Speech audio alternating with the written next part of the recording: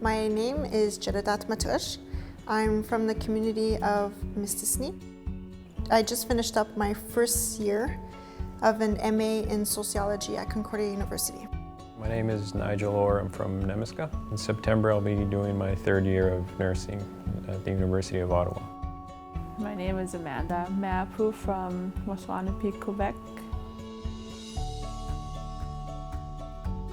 I chose creative arts, literature, and languages because I like photography.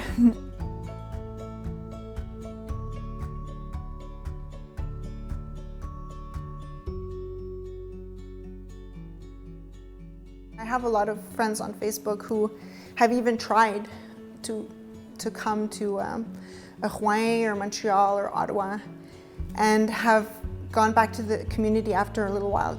And that's understandable. It's very scary to leave like a small community where your family is like all around you all the time.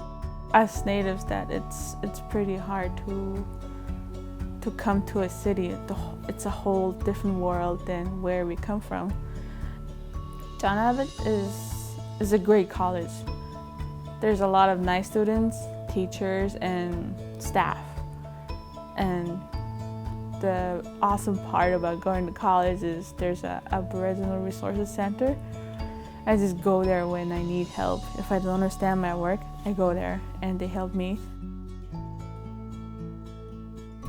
I wish more people would come because a lot of the the professional positions like nursing or lawyers and that kind of stuff, it's usually a non-native person coming from out of the community. So I'd like to see more Cree people fill those roles. The post-secondary student services really make sure that the transition is smooth. They make sure that students are adapting. I think that when I first started being sponsored by the Cree School Board, I kind of was like kept to myself. I didn't really reach out. I didn't really talk to anyone. But then when I started university, I would start coming, like even when I didn't have to study, I would just come by. And I noticed that the more you reach out to the staff here, the more they help you. So, you know, if you have a hard time with your documents, with your transcripts, your grades, anything at all, they treat you differently because you've reached out to them. If it wasn't for the support from post-secondary student services, then I would probably have to work. So I wouldn't be able to do both. I wouldn't be able to have children, go to school, and work. It would be impossible. My first year was the toughest. Like they say, it would be tough. I felt really lonely in my first year. There were times when I wanted to give up and go back home. The PSSS, there's someone there that helps you, that you can travel around the city, and they also help you with the rent, and they tried their best to do to make a student feel less homesick and be more successful in class. The office here is always open to students. They give you a pass. You can come whenever you want to study.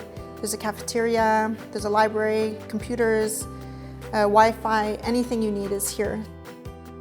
A lot of students here, they'll graduate with debt, but I won't.